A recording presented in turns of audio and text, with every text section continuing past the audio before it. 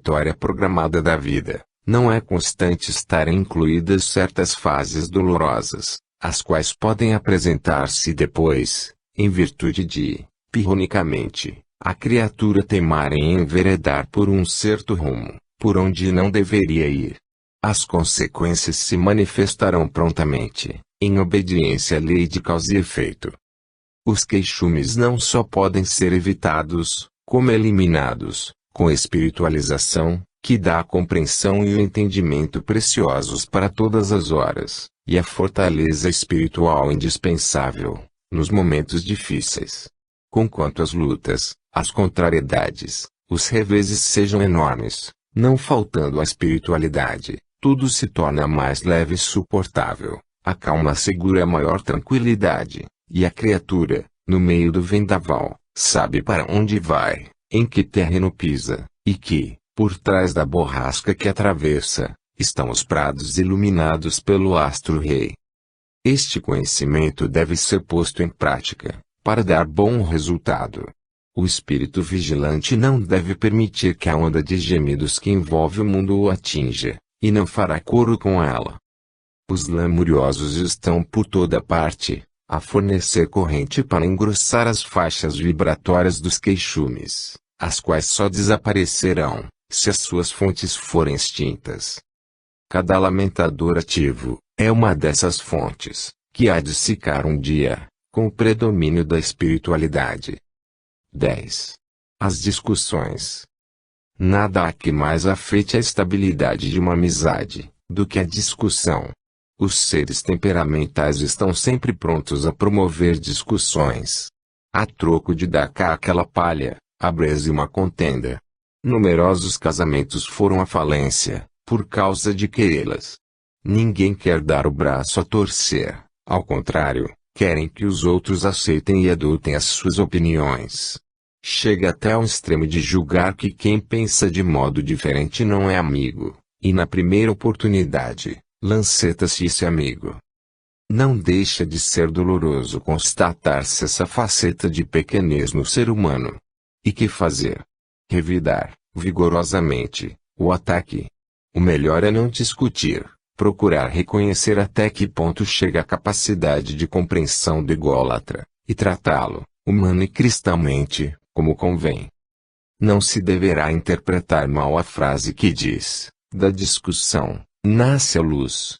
Discussão, aí, tem um outro sentido, trata-se de ventilar uma questão, de esmiuçar um assunto, de pesquisar uma parte oculta da ciência.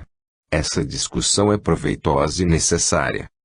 A discussão maligna brota do convencimento da presunção, da exagerada limitação de conceitos, que fazem do homem e da mulher criaturas, excessivamente pretensiosas.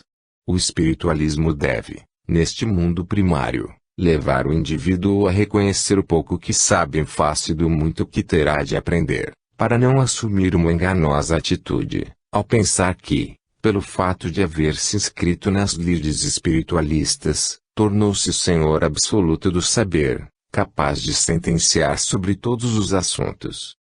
Para alertar contra esse ridículo, antepõe-se o racionalismo cristão, doutrina profundamente realista, demonstrando que o espiritualista terreno é um aprendiz, simples, conformado com os seus limitados méritos, atencioso, amigo do seu amigo, respeitador e incapaz de farpear o seu semelhante com discussões contundentes ou com indiretas desconcertantes.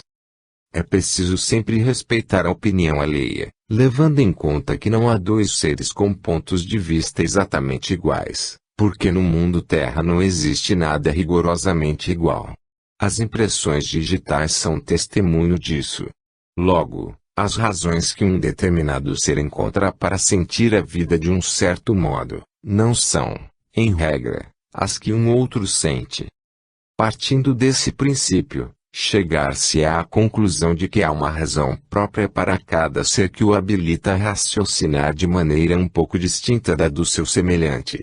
Por isso, há de se respeitar o ponto de vista de cada um, sem desejar impor-lhe a sua maneira de ver, e nunca levar a intransigência para o caminho da discussão.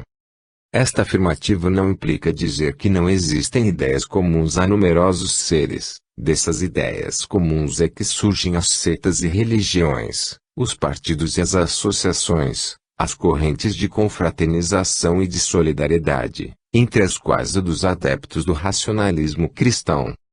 É no seio da família, porém, que as discussões são mais frequentes e os resultados mais desastrosos. Sabe-se que numa mesma família encarnam seres de diferentes graus de evolução e, em muitos casos, são espíritos que, em encarnações pretéritas, tiveram cruéis desavenças, as quais os separaram pelo sentimento do ódio. Ora, esse ódio precisa ter destruído, e a maneira sábia de conseguir essa destruição é reuni-los pelos laços do sangue, para que se estimem, se ajudem mutuamente, se confortem pela solidariedade comum, participem das mesmas alegrias e se compreendam para a solução de seus problemas íntimos. Este conhecimento, que todos precisam ter, as religiões não possuem para oferecer. É por falta dele que a desinteligência nos lares se revela, que os choques se produzem, frequentemente, entre os seus membros, com discussões estéreis, por intolerância, por impertinência, pela recriminação ostensiva e pela mania deliberada de dar o contra, de discordar, de desfazer e de arrelhar. A vida em certos lares torna-se, assim, um inferno, sendo as discussões, a fogueira. Velhos inimigos de outras existências, em lugar de se irmanarem na paz construtiva do lar, já que tiveram essa especial oportunidade, passam a reviver um passado sinistro e a destruir uma encarnação inteira. Não pode haver amizade sem simpatia, nem simpatia com discussões. O lar é a célula indicada para desenvolver-se, ali, o sentimento da amizade. Deve-se, pois, combater, intransigentemente, qualquer ação que possa empanar o brilho de uma amizade verdadeira, sincera e perene. Todas as criaturas têm algo de bom, mesmo as mais agressivas, enquanto o padrão da moralidade for sustentado, tudo mais pode ser considerado como de segunda ordem, e passar por baixo da ponte da tolerância. A discussão constante produz grave desgaste da vida anímica. Descontrola o sistema nervoso, predispõe o organismo para as doenças, envelhece prematuramente, transforma a fisionomia, emprestando-lhe um aspecto desagradável e atrai, como um imã, as falanges do astral inferior. O hábito da discussão é pernicioso, desagregante e destruidor. Desarmam-se os lares com a quebra dos laços conjugais, por culpa das discussões. Quando começam, tendem a prosseguir até um final rompimento entre as vítimas. Sempre surge um motivo para dar origem a uma nova discussão, quando as velhas vão ficando muito batidas. O costume de discutir torna-se um vício, uma obsessão. O tormento da discussão invade o domínio da tranquilidade, para estabelecer o desespero, a angústia e a desorientação. É um dos males piores que a criatura pode sofrer, criado por ela mesma, pela sua incompreensão, pela falta de conhecimento da vida e por não haver despertado para a espiritualidade. Impõe-se, assim, uma educação espiritualista para vencer a tendência que acomete a criatura de discutir, ao menor pretexto. Muitas vezes, trata-se de pessoas revoltadas, frustradas, desiludidas ou desenganadas, que num estado de permanente inconformação, procuram desabafar, abrindo as válvulas do inconformismo, e com tal azedume na lama, são do contra, atoladas num pessimismo destruidor. Vê-se, por aí, que a tendência de discutir reflete um mau estado psíquico, de consequências perigosas. Muitas inimizades e crimes de morte, tiveram origem em discussões, assim como o cultivo do ódio, que é um sentimento inferior, prejudicial, altamente corrosivo para quem o alimenta. As discussões envenenam a alma, destruindo o que a vida oferece de melhor, que é o amor cristão. Se todas as criaturas firmassem consigo mesmas um compromisso de honra de não discutirem com o seu semelhante, nem que as assaltem as mais ousadas tentações, estariam prestando um serviço de valor inestimável a si mesmas e à coletividade. Os que atiçam as discussões andam, por aí, à solta, quase todos manejados pelo astral inferior, mas cabe a cada um dos esclarecidos interpretar a situação racionalmente, e esquivar-se, com sabedoria, de servir a sanha dos malvados, ou seja, dos seres embrutecidos pelo mau uso que fizeram e continuam fazendo do livre-arbítrio. A discussão excita e exalta, a serenidade se escoa, os ânimos se agitam e as palavras saem sem a devida regulagem, intempestivamente, ocasionando lamentáveis dissensões. Tudo isso é imensamente desagradável, por criar um clima de desarmonia, de descontentamento e de dor. O mundo oferece tantas cenas dolorosas, das quais nem sempre se pode fugir, que nada justifica que se agrave, ainda mais, o drama da vida, introduzindo nela discussões que abalem os propósitos de felicidade, formulados sob o encantamento de promissoras reservas acumuladas no esforço da longa jornada pela corrida. Muitas discussões resultam de queixas amargas, curtidas, lentamente, e não faltarão motivos para se queixarem uns dos outros, se se quiser dar valor a elas. Todos os encarnados são imperfeitos, e quanto menor o grau de evolução que tiverem, maiores podem ser os seus defeitos.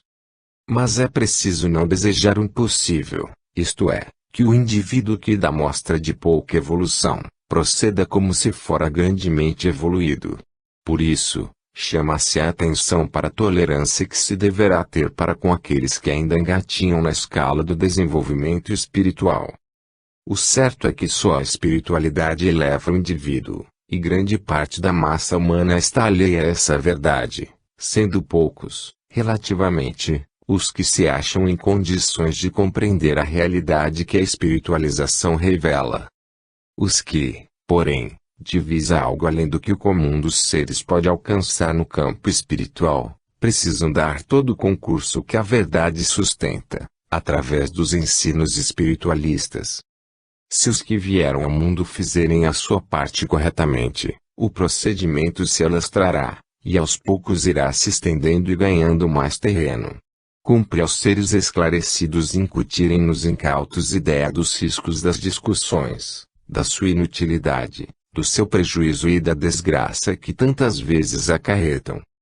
Se os efeitos das discussões fossem melhor conhecidos, se neles mais se meditasse para se tirarem as conclusões que aqui se acham expostas, é certo que calamitosos desfechos na vida de muitos seriam evitados. Deixe-se que discutam os ébrios, porque esses, nesse estado mórbido, são irresponsáveis, mas as criaturas conscientes e valorosas devem conduzir-se com a necessária fortaleza de espírito, para não consentirem que a traição as apanhe desprevenidas e atinja, pela forma de discussões, para arruiná-las, com a infiltração desse veneno fatal. O perigo das discussões é, geralmente, subestimado, mas as suas consequências são bem conhecidas dos espiritualistas. Há necessidade de focalizar-se este assunto, porque a importância em eliminar o mau hábito de discutir é grande. Ele afeta todo o sistema educativo cristão, e ofende os refinados princípios da ética espiritualista. Bani-lo dos hábitos comuns da vida é um dever que assiste a todo bom cidadão. Cada indivíduo deverá instituir, para sua conduta, uma série de normas racionais, inspirados no bom entendimento da cultura espiritual, e nesse sentido nenhum lugar pode ser concedido a hábitos condenáveis, como os de discutir. Fora da disciplina racionalista cristã, é muito difícil desvencilhar-se alguém do mau gosto de discutir, por estar ele associado a idêntico prazer, alimentado pelos seres infelizes do astral inferior, os quais exercem ação predominante sobre os contendores. O primeiro passo para subjugar o mal de discutir, é esforçar-se a criatura para libertar-se dos seus hábitos viciosos. O racionalismo cristão, com a sua disciplina peculiar, vem introduzindo os meios para tão salutar libertação. 11. A religião. Tem-se por religião um conjunto de regras dogmáticas, ritos e liturgias, cujas modalidades variam, dando origem a diferentes crenças. Elas valem pelo que produzem no sentido de contribuir para a moralização de hábitos e costumes, e pelo que possam pugnar pela constituição da família e pela educação dos filhos, dentro de um regime limitado aos conhecimentos que possuem. O mal maior é dedicarem à parte adoratória uma atenção muito maior do que a que diz respeito ao procedimento irrepreensível que todos devem manter na terra, por estarem os seus membros persuadidos de que o Deus que veneram está muito mais interessado na adoração que lhe tributam, do que no fiel cumprimento dos deveres que tocam a cada um. A inteligência universal não deseja ser adorada, uma vez que não é vaidosa. As leis que dela emanam, se houvesse esclarecimento, fariam que cada indivíduo executasse a sua parte, corretamente, nas lides cotidianas. Há leis para cada plano de evolução, como as há para o mundo físico. Portanto, a melhor maneira de prestar-se homenagem à força criadora, é colaborar na obra universal, trabalhando ativa e honradamente, servindo a causa comum com desprendimento e simplicidade, cumprindo o que determinam as suas leis. A religião deveria ser, por excelência, a da fraternidade, a do companheirismo, a da cooperação eficaz, a da lealdade, a da operosidade, a do amor cristão, a da honestidade, a da compreensão, a da humildade. O simples ato adoratório não passa de uma farsa. O melhor meio de agradar-se a uma pessoa, não é trazer o seu retrato acorrentado ao pescoço, num gesto exibitório, mas respeitá-la, cooperar com ela, solidarizar-se com as suas atividades, empenhar-se pela sua felicidade. A religião contemplativa há de ceder lugar à religião dinâmica, de ação, de movimento construtivo, de atividade produtiva. A força criadora não tem religião senão a do trabalho, que produz evolução na constante transformação do universo. Cada criatura é uma partícula desse poder, dessa força criadora, e precisa agir como seu reflexo, ao externar as suas propriedades espirituais. Essa espécie de religião todos devem cultivar, porque só por ela se poderá chegar à meta, à suprema evolução. Esta é a religião de todos os espíritos evoluídos que habitam o astral superior.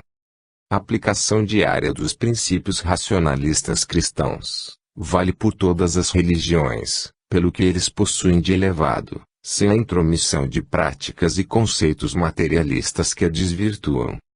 Os que cumprem rigorosamente os seus deveres, que pautam a sua conduta pelas normas da retidão e agem na vida com humanidade, respeito e amor ao próximo, terão na alma o conforto, a serenidade e a confiança no futuro, que as promessas de venturosas imagens celestiais não poderão conceder.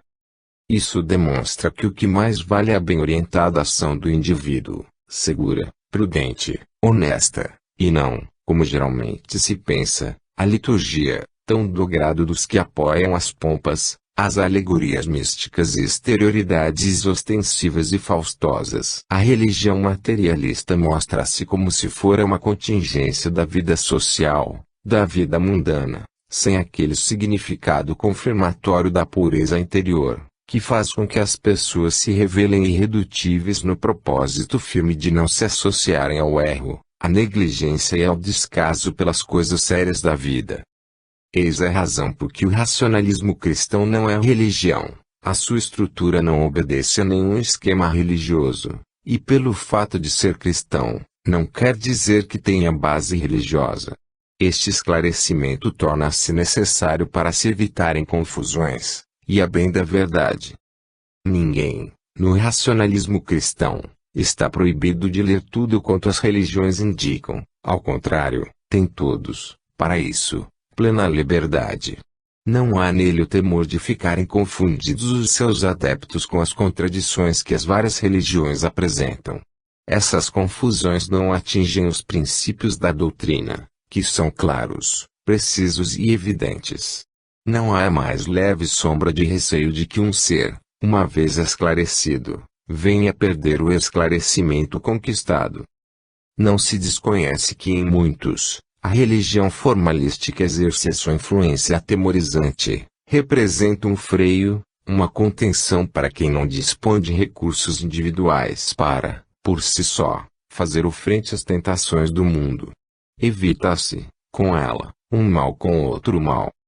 Isto porque esses que se sentem frágeis para resistir aos convites da matéria, a religião antepõe uma resistência, ou por meio de ameaças aos horrores do inferno, ou criando o temor pela suposta ira de Deus.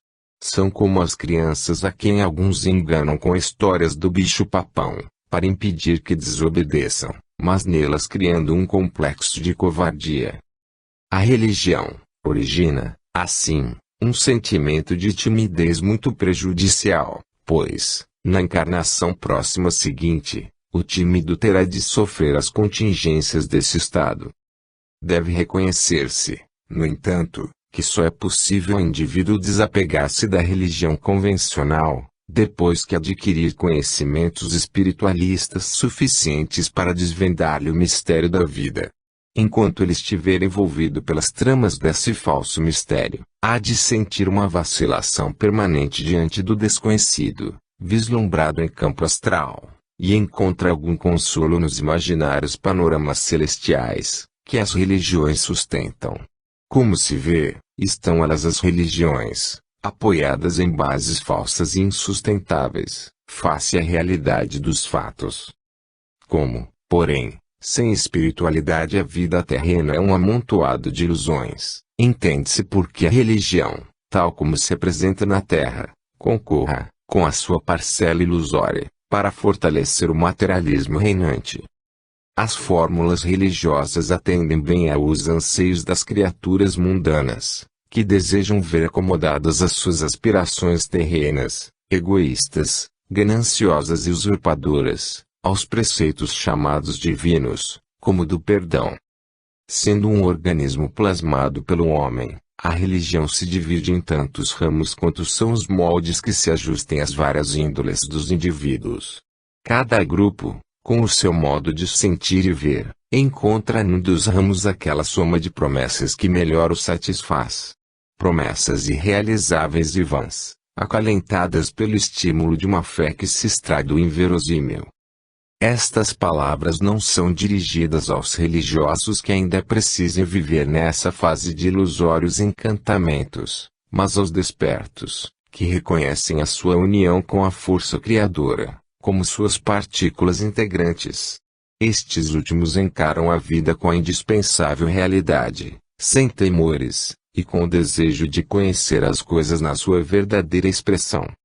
Para muitos, a religião representa um veículo na vida social, e nada mais, com o qual se podem fazer exibições, sob o pretexto de uma mistificante devoção.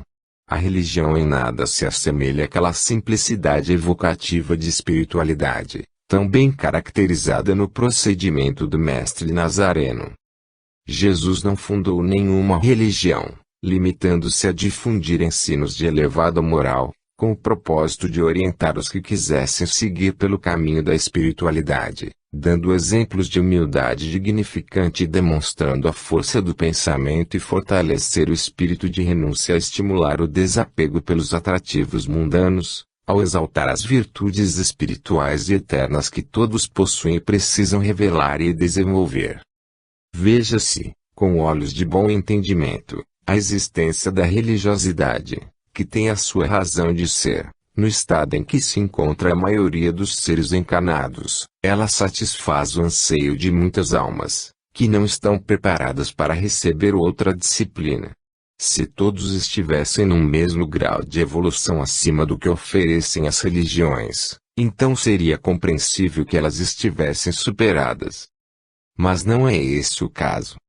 Os seres encarnados estão distribuídos por vários graus de evolução, conquistados em longa jornada, por onde se constatam as inclinações espiritualistas ou sectaristas nas camadas humanas.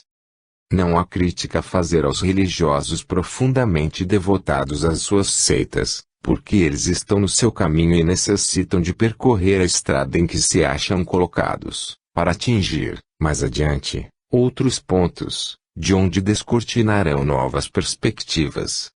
Quando se aprecia o assunto religião nas obras racionalistas cristãs, não se cogita, de modo algum, de atacar quem quer que seja, nem desfazer as inclinações de foro íntimo de cada um, sempre respeitáveis, mas unicamente expor verdades conhecidas no terreno do espiritualismo que possam ser úteis aos que delas tomarem conhecimento.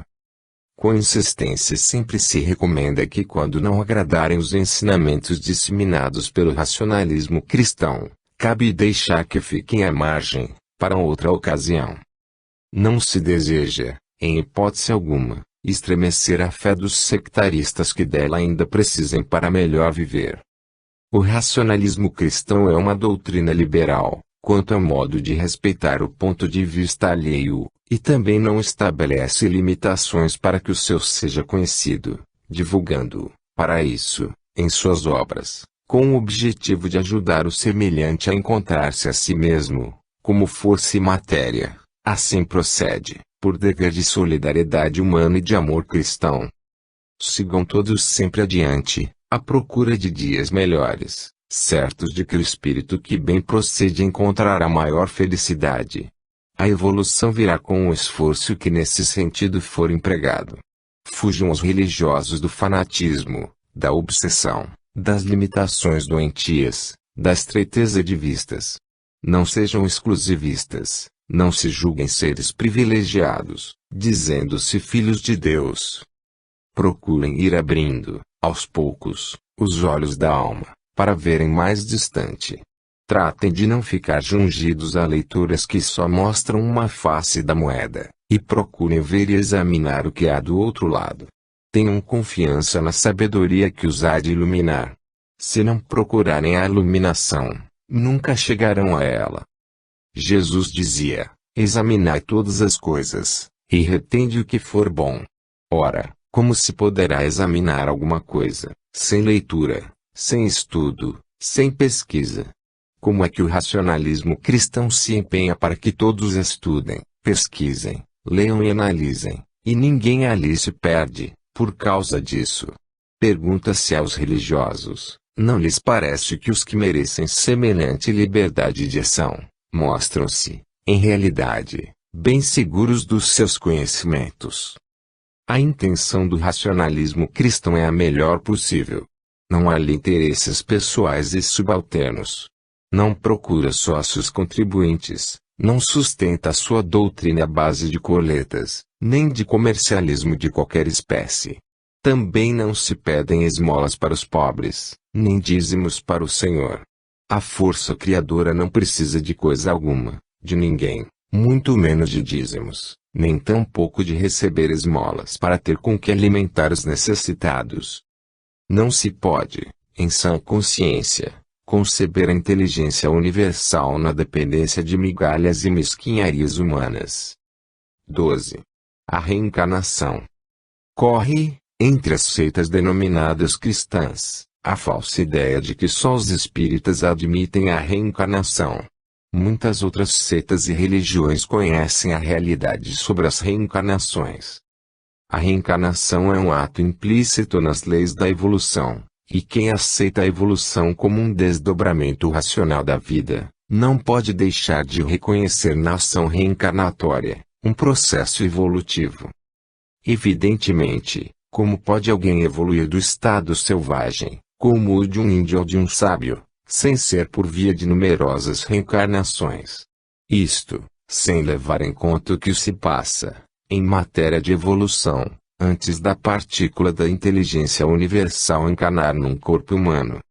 Aqueles que obstinadamente insistem em não aceitar a lei da reencarnação como uma verdade, não passam de cegos propositais que tudo fazem para não enxergar o que se apresenta com tamanha evidência, e contribuem, com essa infeliz atitude, para a manutenção do espírito comercialista das religiões que falsamente se intitulam cristãs e vendem bilhetes de ingresso no hipotético reino dos céus. Adquirem-se esses ingressos, segundo tais seitas, e isto no século XX, lavando os pecados com perdões concedidos por sacerdotes, com a encomenda de corpos humanos, com batismos efetuados em nome de Deus, com missas e exéquias, tudo, é claro, proveitosamente remunerado. Como reconhecimento das reencarnações acabaria com essa preciosa fonte de renda, provinda de tais práticas, então o melhor é negar tal preceito prejudicial aos interesses econômicos da seita ou seitas às quais pertencem os responsáveis por este mercantilismo, em que o sacerdote não passa de um profissional comum da vida material.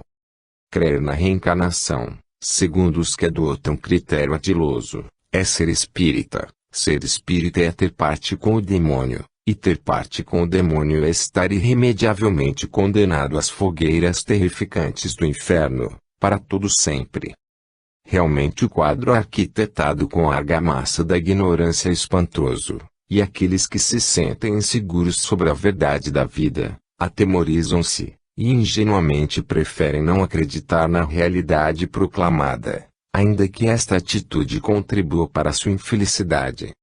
Como poderiam explicar os não reencarnacionistas, que admitem a presente como a única existência terrena, as diferenças desconcertantes que se verificam entre os seres humanos, todos oriundos do mesmo Criador? Porque rastejam uns sobre a face da terra, em corpos monstruosos, enquanto outros desfrutam as maiores regalias que o mundo pode oferecer.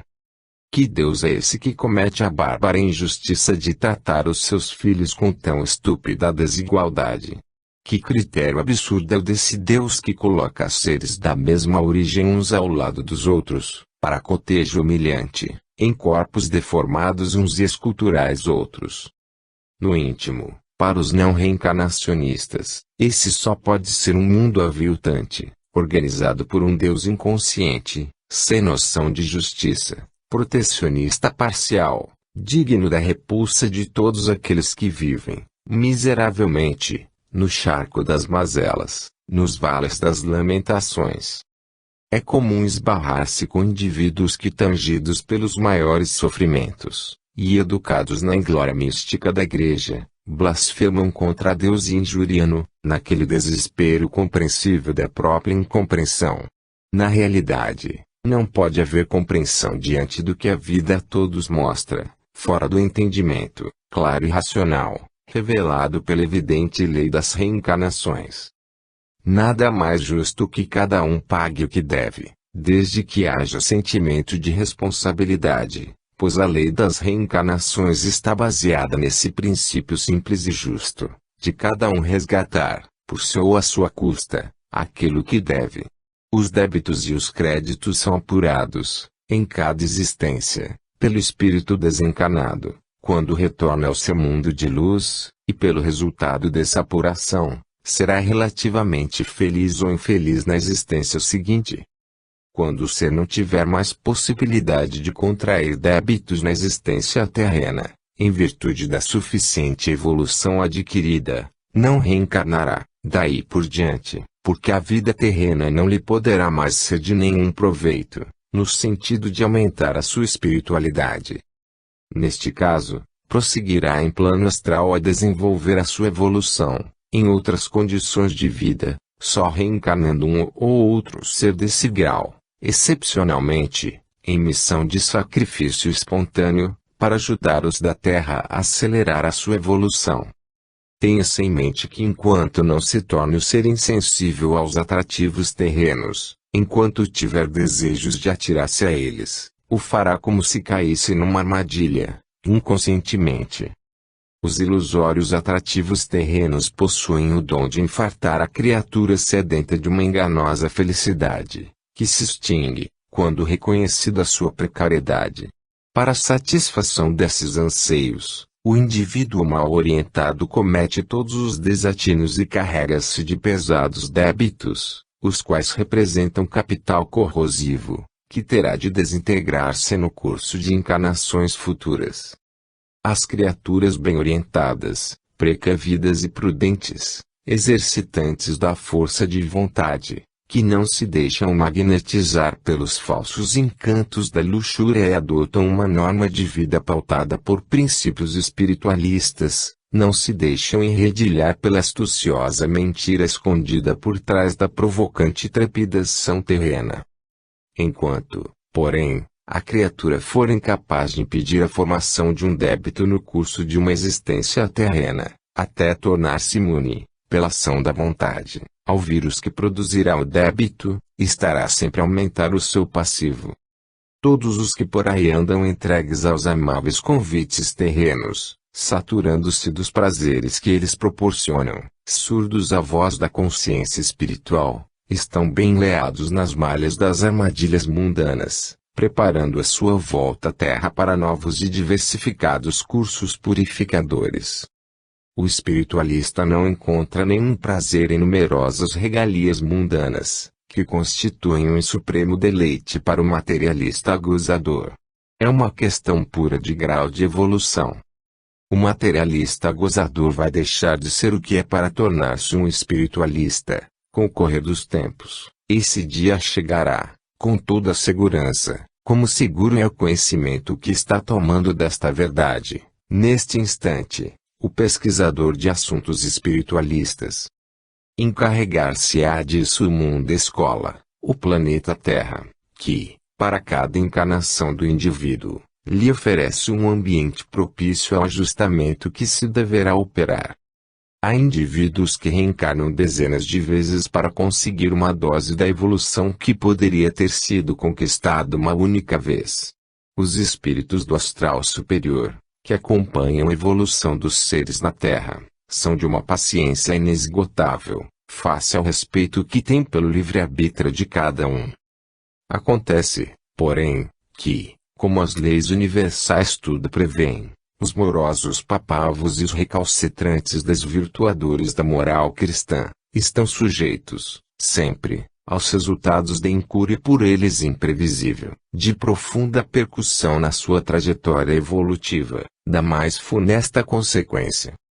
Não vale a pena abusar das condescendências aparentes, conservando uma mentalidade retrógrada, dando de ombros aos avisos da prudência, descuidando-se da vida espiritual, fechando os olhos à realidade das reencarnações, para obter, como desfecho, uma reprovação sumária no curso do aprendizado terreno.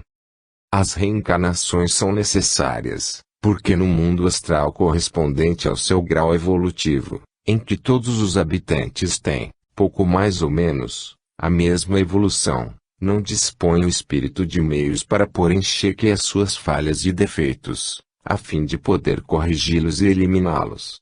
E no mundo terra, onde estão encarnados espíritos de vários graus de evolução, que se pode contar com os recursos mais indicados, para resgatar os débitos e evoluir. As criaturas filiadas a setas e religiões não podem conceber o espírito encarnado. Para elas, o indivíduo é o que se vê em porte físico e imagem material. Tanto assim, diz a Bíblia, que, no dia do juízo final, os mortos vão ressuscitar. Mas, quando se sabe que cada espírito teve já milhares de corpos físicos, contando-se um deles para cada encarnação, a tal ressurreição, na forma concebida pelos religiosos, não passa de um conto do vigário. As reencarnações compreendem uma operação admirável da inteligência universal, por meio da qual cada uma de suas partículas, após ingressar no reino nominal, promove a sua evolução com os recursos inatos e latentes que possui, e que são da natureza dos do poder total. Cada partícula dessas tem de fazer desabrochar os seus poderes interiores, as suas qualidades espirituais latentes, com esforço próprio, com lutas e sacrifícios, com trabalhos e sofrimentos, e é esse processo que se dá o nome de evolução. Pelo processo de evolução bem aproveitado no reino humano, leva-se muitos e muitos milhares de anos. Nesse interregno, muito pouco representa o período de uma encarnação, pois são também necessárias milhares delas para que o indivíduo consiga apurar-se, convenientemente, no afloramento dos seus atributos espirituais. Para penetrar melhor nessa concepção, há de abandonar-se a ideia irreal de colocar a força no limite dessa partícula de pó, que é o mundo Terra, comparado com a magnitude do universo, para senti-la presente em todo o campo universal, onde giram milhões de galáxias, cada qual com milhões de sistemas solares, estes compostos de sóis, planetas, cometas, satélites e asteroides. Em tudo isso há vida permanente, movimento constante e disciplinado, em obediência à força onisciente, onipresente e onipotente, a qual vulgo sectarista religioso chamaria, com propriedade, Deus, se não emprestasse a esse nome um sentido tão materializado e primitivo. Encarnando e reencarnando, ora num, ora no outro país, variando de pais e de irmãos, cada vez enfrentando um cenário novo, com diferentes oportunidades, o indivíduo amplia suas experiências, aumenta os seus conhecimentos, dilata os seus horizontes, curte o seu temperamento, caldeia suas aspirações e renova a sua personalidade. A evolução é relativamente lenta, tanto assim que é fácil observar quanto são irredutíveis as criaturas, de um modo geral, com respeito à rotina adotada, dentro da qual poucos são os que espraiam as vistas para longe e para cima. Ao acompanhar-se o ser, da infância à velhice, nota-se que quase todos conservam na existência os mesmos traços gerais. Não se vê um indivíduo boçal na mocidade, chegar a sábio no fim de uma jornada terrena. Isto demonstra o pouco que se pode evoluir numa só encarnação, e daí não ser difícil concluir que somente com um grande número delas é que se poderá alcançar um acervo espiritual apreciável. Os homens de grande saber revelam, na infância, a inteligência desenvolvida que possuem e os atributos espirituais de que são portadores, como prova de aproveitamento das encarnações anteriores. Os dons que se manifestam, como os da pintura, da música, da escultura, da literatura e tantos outros, deixam ver o acervo conquistado em vidas passadas. Somente os cegos propositais não veem isso, para não se afastarem de mórbidas convenções conservadoras, estacionárias do progresso, pois, por incrível que pareça, há realmente pessoas que são contrárias ao progresso. A lei das reencarnações é uma providencial instituição implantada pela inteligência universal desde a origem do processo humano da evolução, e reflete a sabedoria da força criadora, como bem se pode entender. A forma racional pela qual ela se processa, satisfaz a lógica e a razão, e explica, claramente, os fenômenos da vida, sem deixar dúvidas nem elementos para falsas interpretações. Constitui ela um dos pontos básicos para o esclarecimento, no curso da espiritualização. Os que repudiam a verdade sobre a lei da reencarnação, o fazem também sob a força da incredulidade que assiste àqueles que só acreditam no que veem com os olhos da carne, ou podem apalpar com as suas próprias mãos. Isto porque as leis da reencarnação só se revelam àqueles que despertaram para um novo sentido, que se poderia chamar de sensibilidade espiritual. Corroboram, ainda, em favor da realidade das reencarnações, o testemunho, sempre respeitável, de pessoas idôneas e dignas, que atestam se recordarem de suas vidas anteriores, o relato de seres espirituais que se materializam e descrevem o que foram encarnações pretéritas, e as comunicações do astral superior, que são incisivas em sustentar essa verdade. Quando se diz que a reencarnação do espírito é um fato, não se pretende, de modo algum, prestar um depoimento errôneo, pois isso seria uma estultícia, mas, unicamente, reafirmar uma verdade, por muito ignorada, na certeza de que toda ignorância é prejudicial. Na realidade, uma vez se saiba que uma vida incorreta produzirá outra vida futura de dores e sofrimentos, sem atenuações possíveis, então vale a pena viver de modo a que a próxima existência seja regulada com os ótimos procedimentos introduzidos na encarnação presente.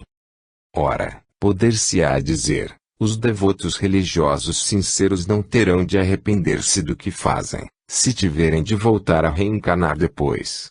Por certo, o bem procedimento é sempre creditado a favor do seu autor, mas o tempo de encarnação seria melhor aproveitado, Se ele não desconhecesse as bases fundamentais da vida, como as que se referem ao poder do pensamento, as que dissipam ilusões e fantasias, as que fortalecem o espírito, preparando-o para a jornada próxima seguinte.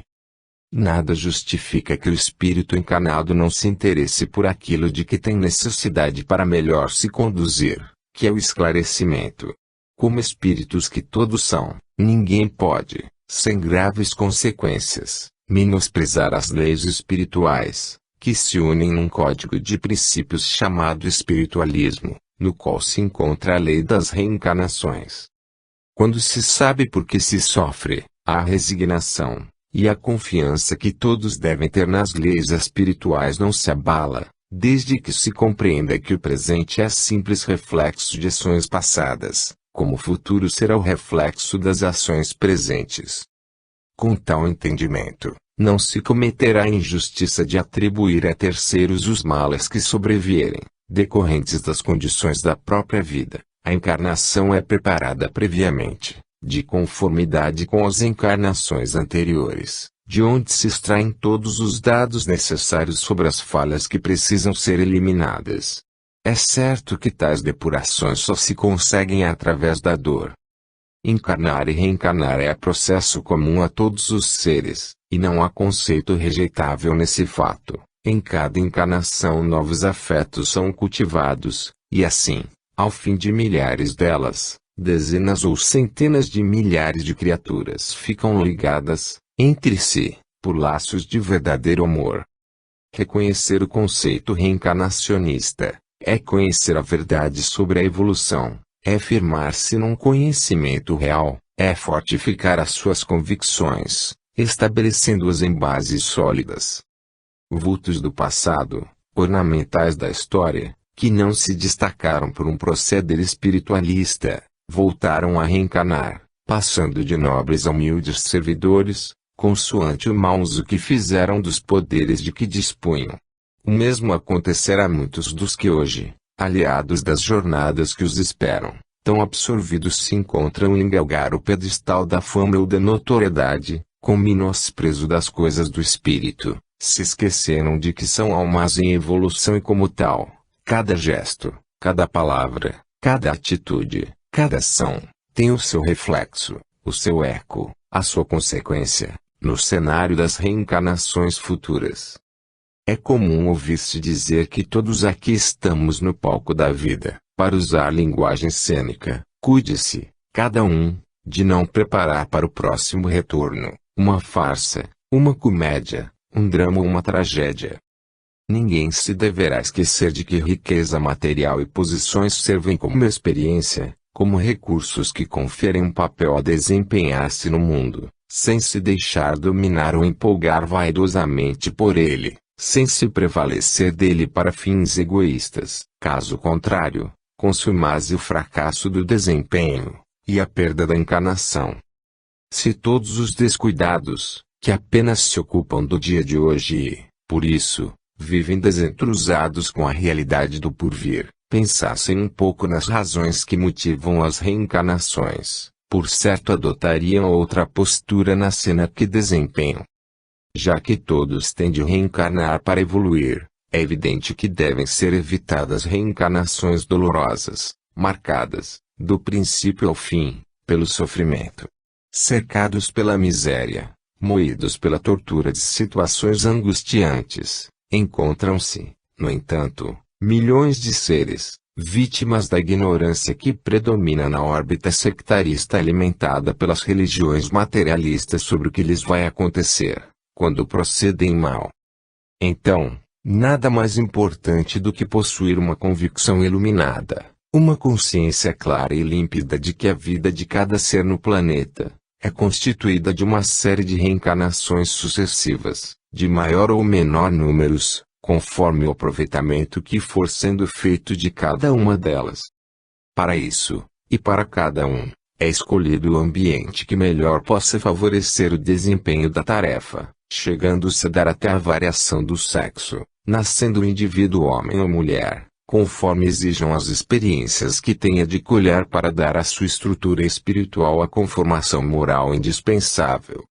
A lógica da reencarnação já é aceita por grande número de religiosos, embora as suas seitas a contestem. O poder da lógica nem sempre pode ser sufocada, ainda que pouco ou nada signifique para quem se sinta liberto das algemas dogmáticas.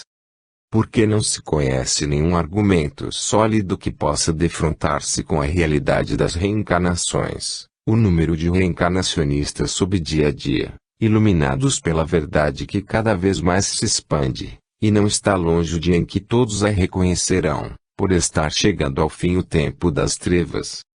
Alguns preferem não admitir a reencarnação, não porque não sintam na consciência a sua realidade, mas porque se atemorizam com a ideia de voltar a sofrer as torturas que a encarnação presente lhes está impondo. Uma encarnação marcada pela dor, não significa que a seguinte também o seja. Pelo contrário, se a pessoa soube bem resistir ao impacto do sofrimento, por meio do qual ficou com o débito amortizado ou liquidado, estará habilitada a voltar em condições não só diferentes, como melhoradas. O temor de enfrentar, se preciso, uma nova etapa rude, deve desaparecer, face ao conhecimento de que a covardia é uma fraqueza que expõe a criatura a novos débitos. O valor do indivíduo consiste na coragem de ressarcir os seus erros, sem, para isso, temer os sacrifícios, compenetrado de que deve sentir na própria carne o mal que semeou. E como não há mal que jamais acabe, uma vez ajustadas as contas do passado, a criatura conquistará o lugar que lhe compete, nos planos venturosos da espiritualidade. Em resumo, o urdimento de todas as seitas e religiões bíblicas terá de sofrer radical transformação, quando reconhecerem e não puderem deixar de sustentar a verdade sobre a lei das reencarnações. Muitas delas nem poderão subsistir, uma vez que as modificações são profundas e fundamentais. O que importa, porém, é que a realidade resplandeça, iluminando todas as mentes. O que se deve procurar é viver a vida real, conscientemente, sem ilusões, livre de falsas imaginações. Esse método condenável de amedrontar as criaturas, com capciosas lendas de inferno e outras, para tirar com isso proveito material, é uma indignidade. Não há nenhum meio de promover um aluno, do primeiro ano primário ao último universitário, que não seja pelo processo normal de percorrer todos os anos intermediários, obtendo aprovação em cada um deles, até o final. De idêntica forma nenhum ser humano ascende do grau mínimo ao máximo de evolução, que não seja pelo processo normal de percorrer todos os graus do primeiro ao último. Atingido o grau 17º, a evolução do ser continua em plano astral, só reencarnando, excepcionalmente, um ou outro, em casos especiais de missão consagrada à humanidade, quando o indivíduo se sobressai pelo seu saber aplicado ao serviço do bem comum, a ações humanitárias e ao esclarecimento espiritual das massas humanas. Os anti-reencarnacionistas veem nas reencarnações uma ausência de privilégios, e como se sentem seres privilegiados, com acesso direto ao reino dos céus, não querem, de modo algum, perder esse sonho com as mais deslumbrantes fantasias. Efetivamente, nenhum privilégio há de conter maior encantamento. Demolir a criatura esse castelo maravilhoso, sustentado com tanto carinho e apego, desde tenra idade, com permanentes vibrações do pensamento nesse sentido, não é tarefa que esteja ao alcance da maioria dos que se prenderam a essa ideia fixa de imediato ingresso no paraíso celestial, após a morte do corpo físico. Por isso, aqueles que não possam ou não queiram, por enquanto, aceitar a realidade das reencarnações, estão mais expostos a suportar os efeitos imprevisíveis dessa lei inexorável, pela recusa sistemática do despertamento, do que os que já vislumbraram essa verdade se encaminham às correntes reencarnatórias, confiantes e com a consciência esclarecida, e assim melhor preparados para a marcha da evolução. 13. A lei do retorno ou de causa e efeito. Dentre as muitas revelações que o espiritualismo tem apresentado, está a lei do retorno, ou de causa e efeito, cujo conhecimento é de importância capital. Todos os atos praticados, nocivos ou benéficos, e as palavras emitidas, construtivas ou destrutivas, atingem o objetivo e produzem ação reflexa, volvendo ao ponto de partida. Assim, num crime cometido contra um terceiro, há uma ação praticada, esta atingiu seu fim, com a sua consumação. Mais tarde, em ação retroativa, retorna ao agente, para completar o seu ciclo. Afirmava Jesus, quem semeia ventos, colhe tempestades. Na ação de retorno, o mal ou o bem voltam sempre, muitas vezes, com cargas revigoradas. Note-se como se reproduzem as sementes, de uma que se plante nascem dezenas ou centenas, é a lei do retorno em ação.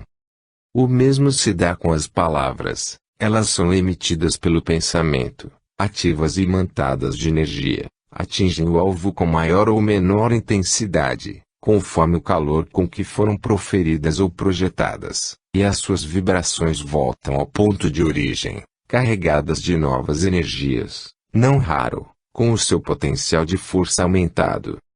Se as palavras forem de natureza construtiva e traduzirem coragem, ação, saúde, bondade e amor, conduzem cargas chamadas positivas, como positivas serão também as ondas vibratórias de retorno. Ao contrário, se as palavras proferidas forem destrutivas e estiverem saturadas de ódio, malquerença, perfídia, ingratidão e vingança, transportam cargas chamadas negativas, como negativas serão também as correntes vibratórias de retorno. O racionalismo cristão chama a atenção para o fato de estabelecer-se, ao fazer-se mal ou bem a alguém, contato com esse ser e, pelo fio de conexão entre ambos, receber-se o reflexo da boa uma ação praticada. Quem mal faz para si o faz, ou quem bem faz para si o faz, são afirmações conhecidas na aprendizagem racionalista cristã. Essa é a verdade, isso é o que acontece. A lei do retorno não falha, por ser imutável como as demais leis que regem o universo. Por falta de conhecimento dessa lei, é que há tanto sofrimento no mundo. Ninguém, que esteja praticando o mal, pensa, por um só instante, que está sendo a maior vítima dessa mesma prática, que tudo quanto de ruim estiver desejando ao seu semelhante, lhe virá a acontecer, na ação de retorno. Muitos sofrimentos atingem pessoas que a ela não deram motivos na presente encarnação, e os que nada conhecem de espiritualismo, começam a falar na injustiça de Deus em castigar quem não merece, etc., etc. Eis o mal de andarem os indivíduos às cegas, daí resultando, não poucas vezes, tornarem-se ateus, blasfemadores, desrespeitadores e descrentes na própria vida. Pode o indivíduo estar movido, na encarnação atual, das melhores intenções, empenhado em não fazer mal a ninguém, e desejoso de manter-se em clima cordial, no trato com o próximo.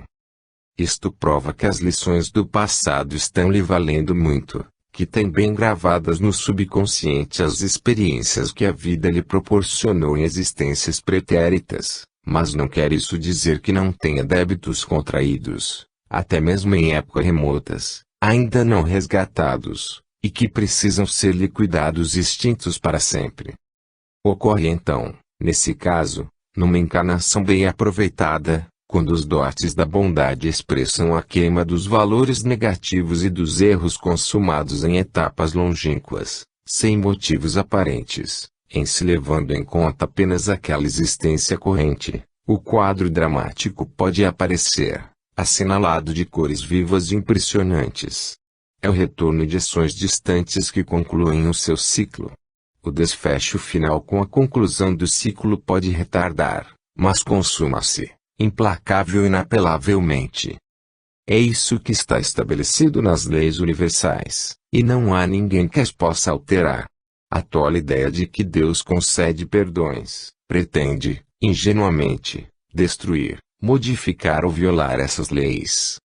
Os que conhecem espiritualismo não têm mais necessidade de andar às apalpadelas, adivinhando as coisas de ordem espiritual, sem conhecimento de causa, num mar trevoso, como é o ambiente materialista terreno. Quem tiver a convicção de que a lei de causa e efeito, ou de retorno, é um fato indiscutível, por certo não irá cometer a leviandade de praticar um ato que lhe traga, depois, dores e sofrimentos. Os que não